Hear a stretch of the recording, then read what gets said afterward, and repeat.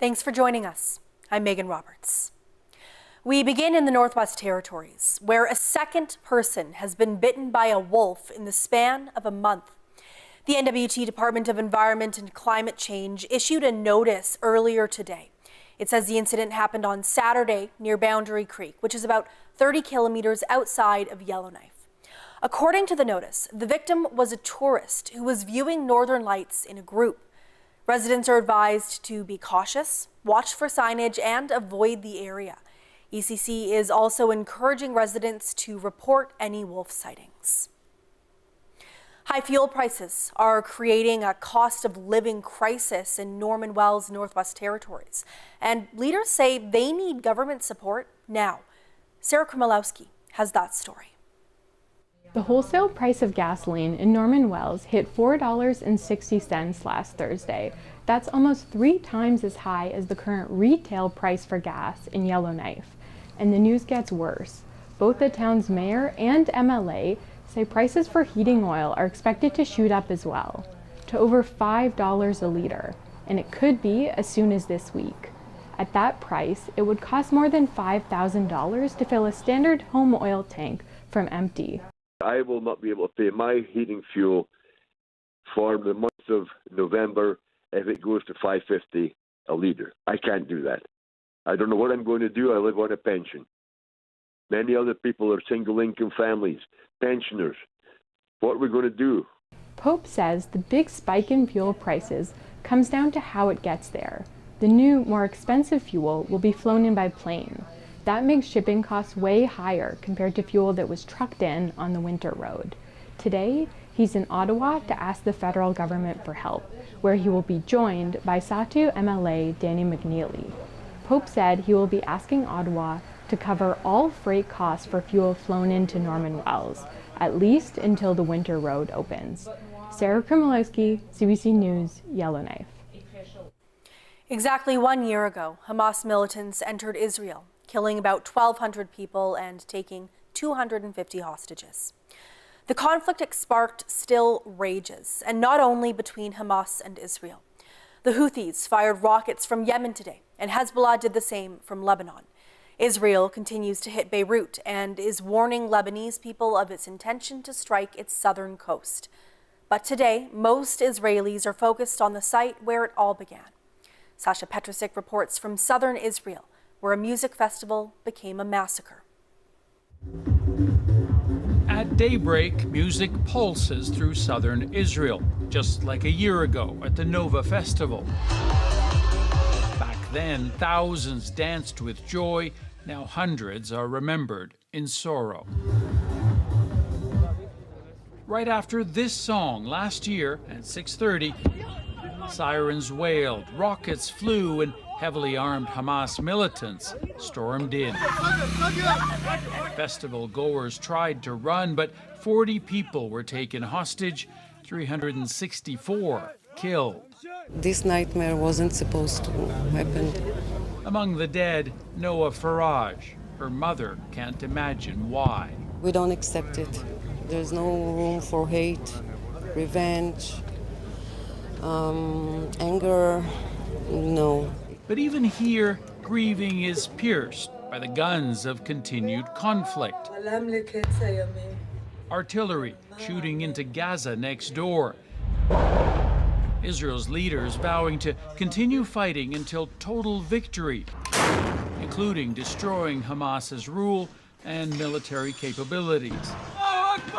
Some 1,200 people died in the October 7th attack, 250 taken hostage. It was the worst attack on the Jewish people since the Holocaust, but unlike the Holocaust, we fight back. Israel has stretched itself to fight this war, with some reservists spending 300 days in Gaza. Yovav Tzur says it was his duty after the Hamas attack. We saw the devil that day. But he also blames Israeli leaders who failed to protect the country. We don't want it to happen again. We believe that we need to do something extreme. Communities across the South, devastated by October 7th, had their own ceremonies. But after losing so many, including more than 100 people in Near Oz, there are misgivings.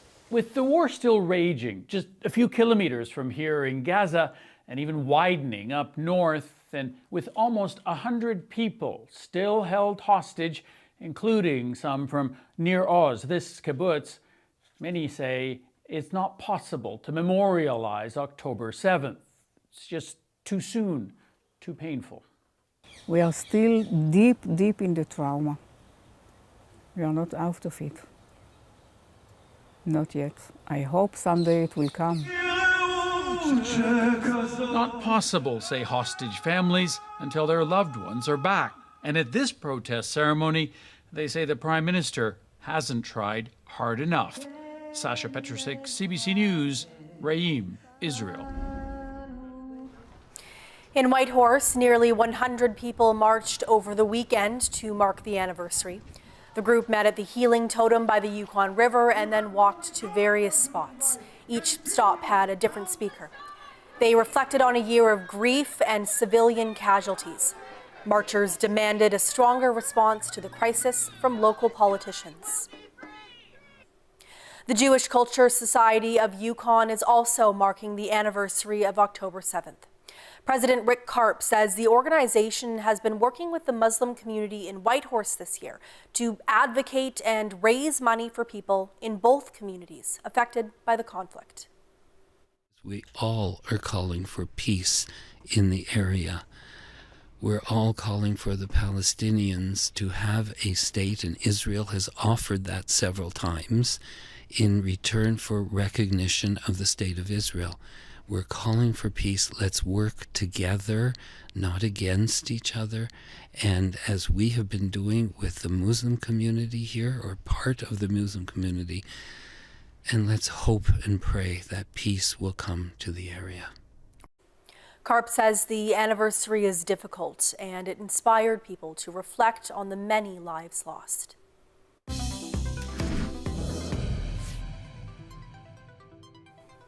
The NWT continues to see some of the highest rates of sexually transmitted infections in the country. From the 1st of January 2019 to the end of last month, there have been 680 syphilis cases reported to the Office of the Chief Public Health Officer. 388 of those cases were reported in Yellowknife. With cases of gonorrhea and chlamydia also the second highest in the country, the Territory has opened a temporary STI testing clinic in Yellowknife. Cami Candola says it's not a step her office would normally take. So this clinic was initiated by my office. Typically, the Office of the Chief Public Health Officer doesn't run programs and services, so we don't run clinics. But in this scenario, I was able to leverage funding, federal funding, to run a one-year clinic. We know that technology has also improved, so we have point-of-care tests that can test for syphilis and HIV on site. We have urine specimens that can also test for gonorrhea and chlamydia, and gone are those days where you would have to insert a swab in a very private area. So it makes it a lot easier for people to want to get tested. The new clinic is located on Range Lake Road in Yellowknife. It's open Monday to Saturday, and you can make an appointment, but it will also see people who walk in. NWT Premier R.J. Simpson met with Prime Minister Justin Trudeau in Ottawa today. The two sat down in front of the Prime Minister's desk for a brief photo op. Simpson explains why he's in Ottawa and what he's hoping to achieve.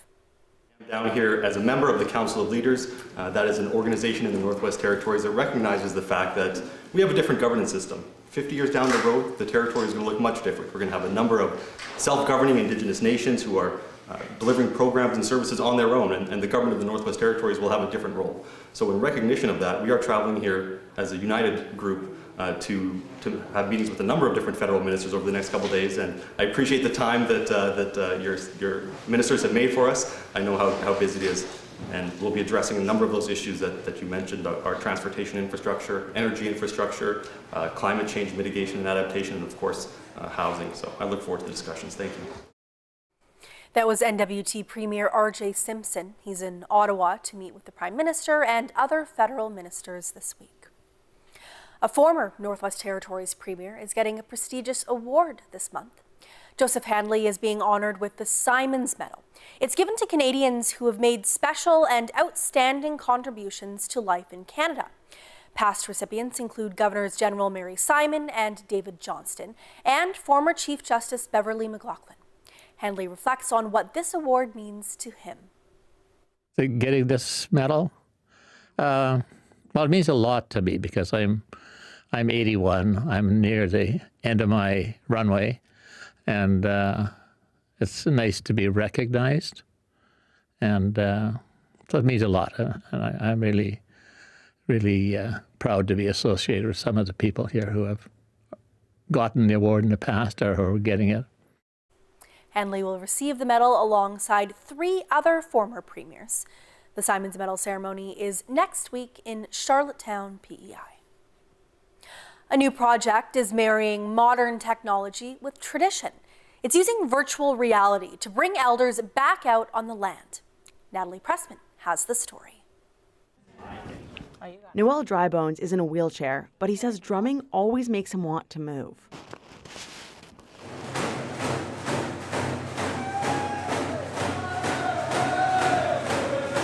Everybody should be dancing. Why are you hanging around? These elders are taking part in a project from the Cleachon government, allowing elders who may not be physically able to travel to sites on the land or to cultural events like hand games, drum dances, or even onto a fishing boat. That's where Johnny Simpson wants to go. It's tricky than this is taking a whitefish. So we're picking hand games right now, and we're going to hand it to you. There are 2 headsets at the Jimmy Erasmus Senior Home in Béchacol. Staff there say they make the seniors happy. A lot of our local elders have become immobile, and for them to use the VR, I think it takes them back to when they were kids, and you see their smile and their laughter when we were showing it to them. One of the elders who was in a wheelchair, she tried to dance along to the drum dance, so she definitely knew what was happening. Trout. Who caught a trout? Mike. Mike Nitziza? One expert calls it a kind of mental time travel. When you recollect an earlier experience or put yourself in the mental state of an earlier time in your life, you know, it's not like a separate little thing. You, to some extent, your current self becomes more like your earlier self. He says it probably doesn't have lasting impacts on memory, but if it makes users happy, it's worthwhile. Yeah, whether that would have any lasting benefit that would survive the next day or something like that, I don't know. I wouldn't put a huge amount of money into it, but perhaps even if not, it's if you can enable people to have a nice time, that's a good thing to do. You're right beside him. Yeah? Did it feel like you were there? Yeah. Staff who have worked on the project say it's not a replacement for traveling to the land, but an alternative for those who aren't able to get there. Natalie Pressman, CBC News, Yellowknife. He was completely unaccountable. Prince Andrew never had somebody say the word no. The Queen adored him more than anybody else. This whole story is about the abuse of power. We've got emails, we've got photographs, we've got witnesses. Wow. Ordinary people turn a small investment into big bucks. I'm in it to win it. Do you think Mummy and Daddy are going to double their money? That's what I thought. Why, hello. You want it? I got it. This is so cool. Focus, focus, focus. Here we go. Whoa, imagine how good the TV's gonna look now. Good God! This is incredible. Did you know this? As if. could the pressure be any higher?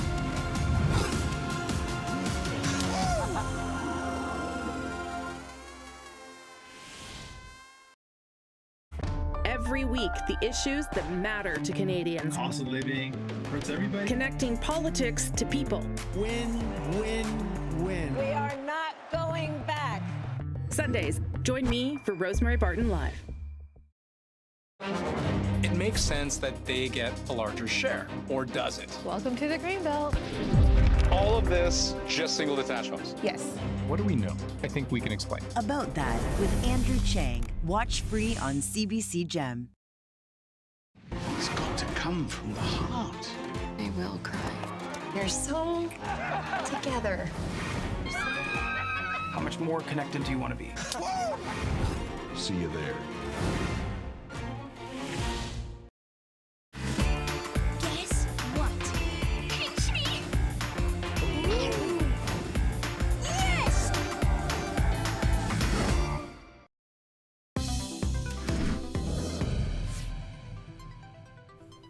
It's been almost 200 years since Delaunay was at the top of the hockey world. Sir John Franklin first recorded the sport being played in the community in 1825.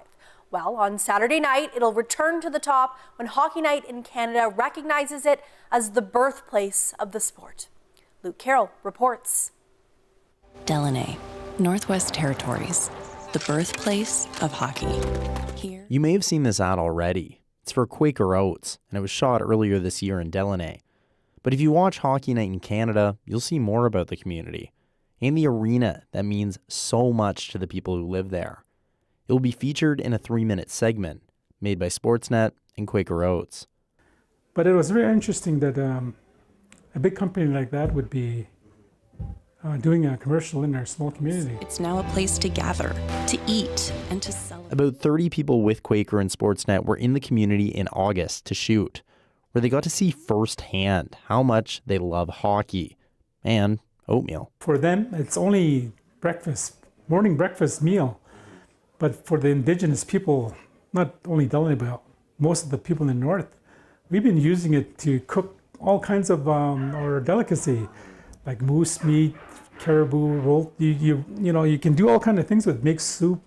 And Quaker Oats didn't just make a commercial.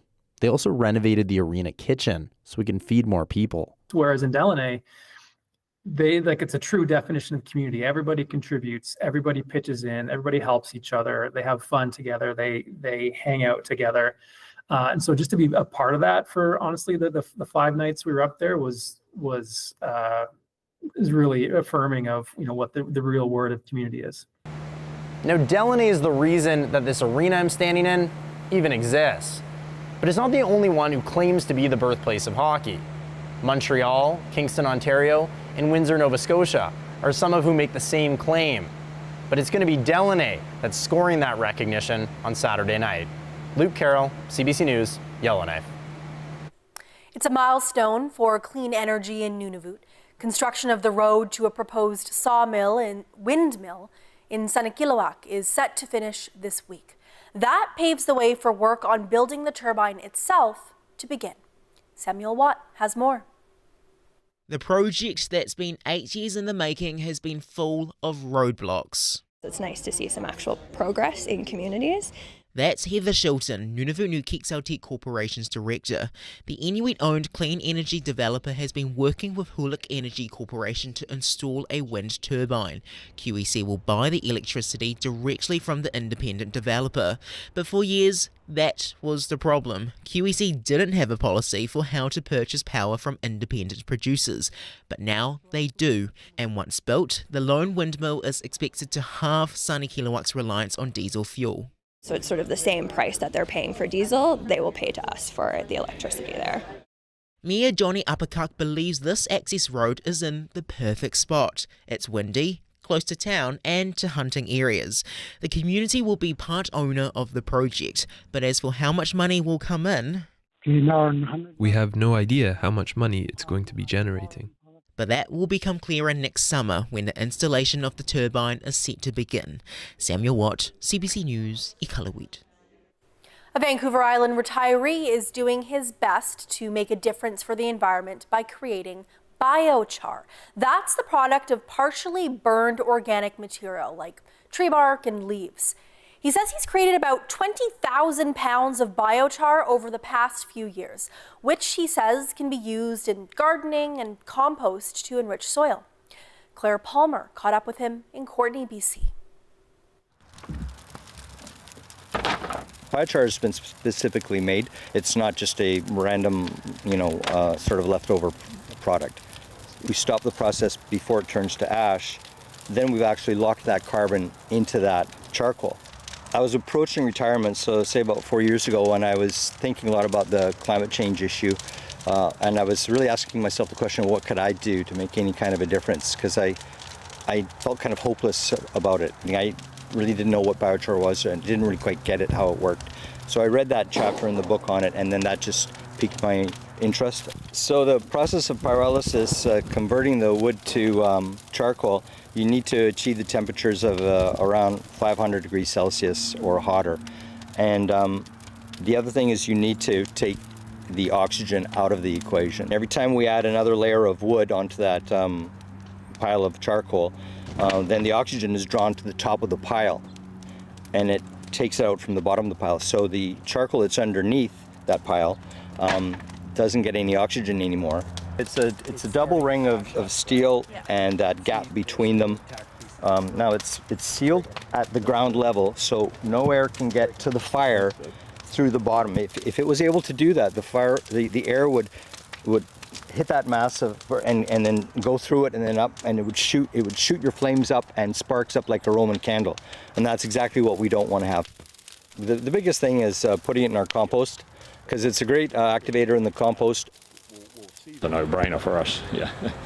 Since Greg's been into biochar, we've been able to take our waste, tree waste, and any pallets that don't meet the grade to ship out on, we can convert that to biochar, add to our compost, and just keep that nutrient cycle going around and around. As humans, we're pretty good at taking away, but when you can add something, it just makes you feel a bit like you've done something worthwhile at the end of the day, eh? I hope this can be inspiring for young people too, because I really do believe that for a lot of young people that there's a feeling of hopelessness about the future of our world. And maybe this is a way for me to show them that actually there are some things that people can do.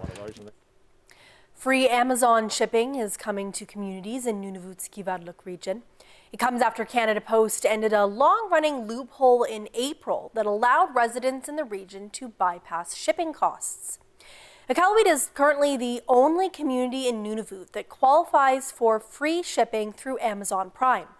Kivalliq residents previously shipped their Amazon orders to fake postal codes as a way to save hundreds per year on food and supplies.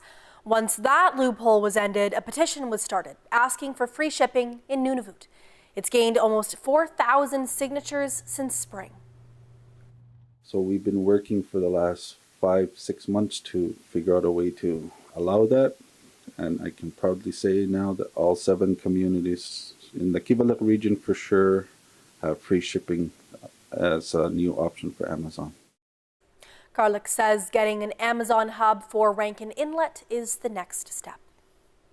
The Kikitani Inuit Association has announced the 2024 launch of the Kikitani Kimuksuktit program. The program is designed to assist Kikitani Inuit with the maintenance of their dog teams. The program became permanent last year. Registration is now open. Kikitani Inuit with 5 dogs or more can apply for funding. QIA's president says the program plays a major role in preserving Inuit tradition.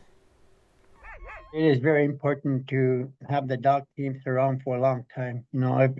I myself or other people haven't experienced using dog teams as a hunt. But again, it's something that we want to see, and that we want to see the younger generation use the dogs to hunt and revitalize the dog team as a hunting method for the North.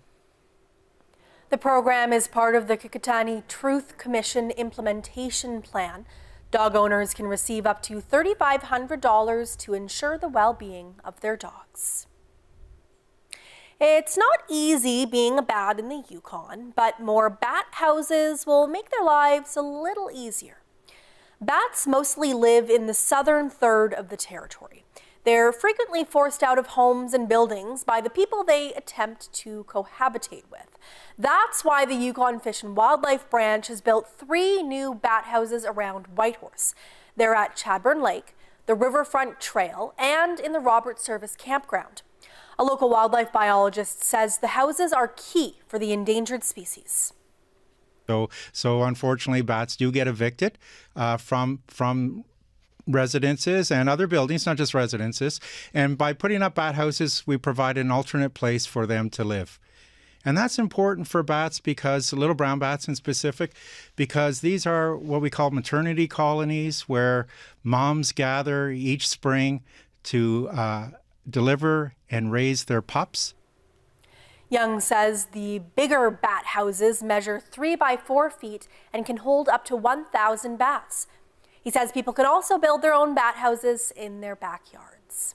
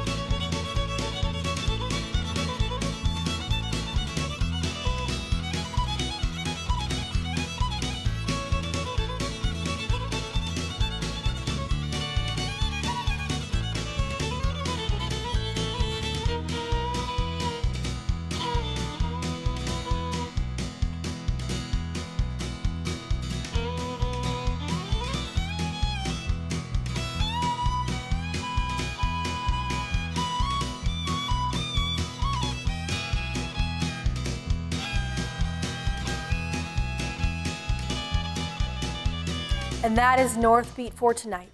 For news anytime, you can always go to our website, cbc.ca/north. Thank you for watching. I'm Megan Roberts. Have a good night.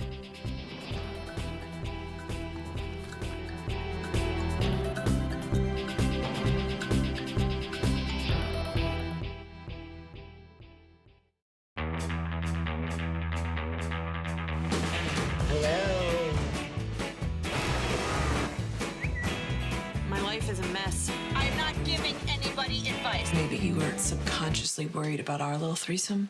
Ew. No, I don't mean it in that same way. You guys can move out and get an apartment together when I'm gone. Wait, did you mean it? Oh. You're good thieves. Best in town. Thank you. It is a small town.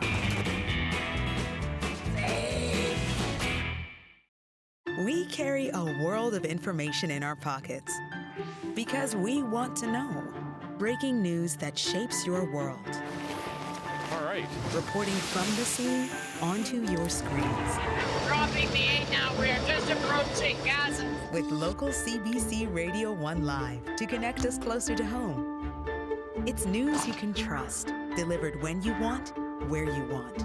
On the CBC News app. Download for free. Oh, imagine how good the TV's gonna look now. And spoiler alert. No! Don't panic. Don't panic. Cut to. Well, we're not cutting to. Which ladies want to watch? Look out! It's drama. Oh, I'm ready for it. Hi, friends. Guess what? Pinch me. Ooh. Mind blown. Yes! I'm not a delicate lady. I don't know who needs to hear this. I had a man do an impression of me recently, and he lowered his voice, so... What's going on upstairs for them? I'm sorry. Nailed it.